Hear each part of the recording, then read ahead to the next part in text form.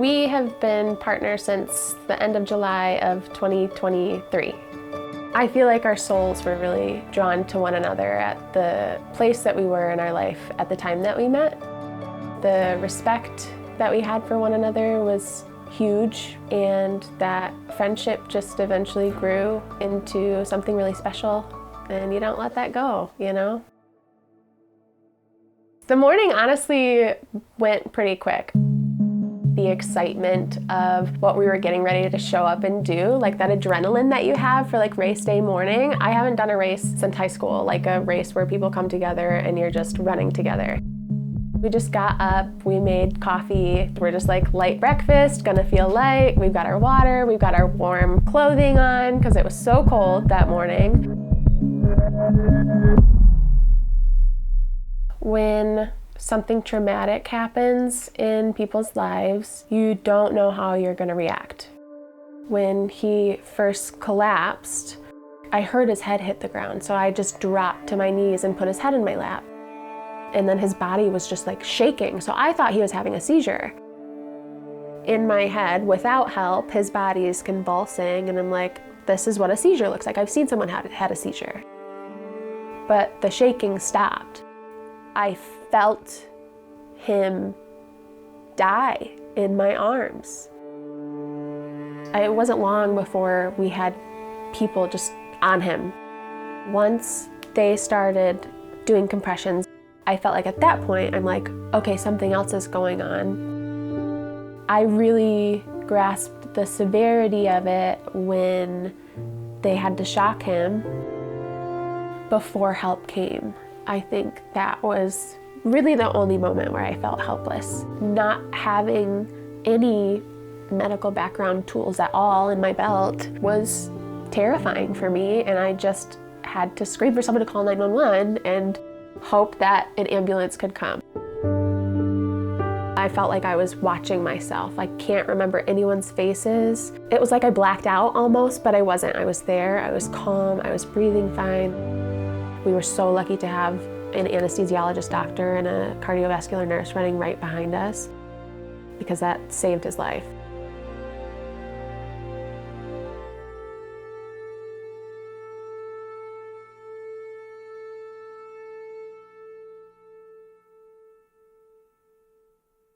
I'm Tim Ruff, and I survived a heart attack.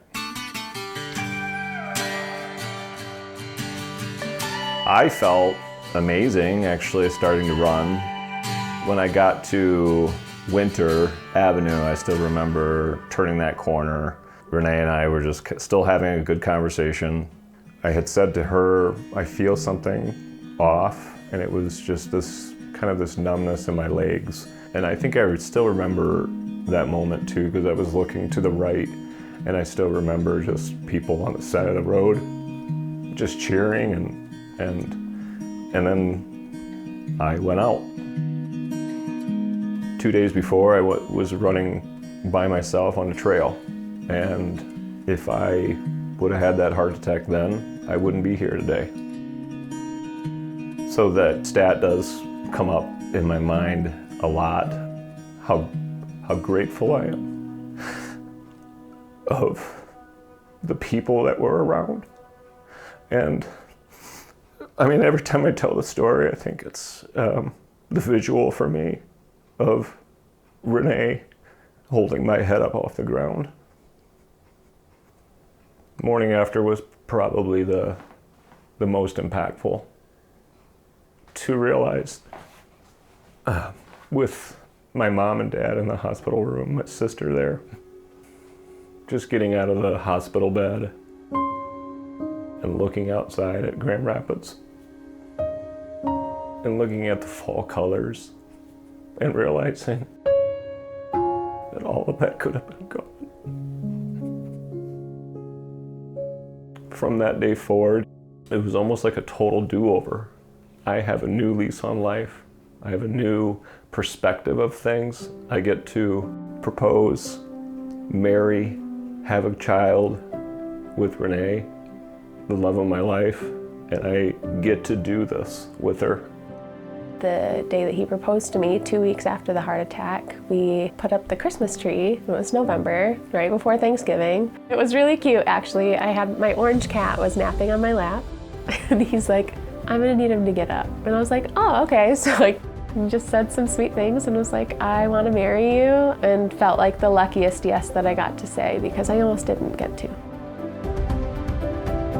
Having CPR and having a world that is full of lifesavers, which I like that, I really do. The idea of my story and where I was, and having two people, and probably many others, that knew how to give CPR in that moment was so pivotal. You never know when something's gonna happen, and you could be the person that could help save someone's life. I think knowing your family history and what's hereditary too can also help you make better decisions now before it's too late.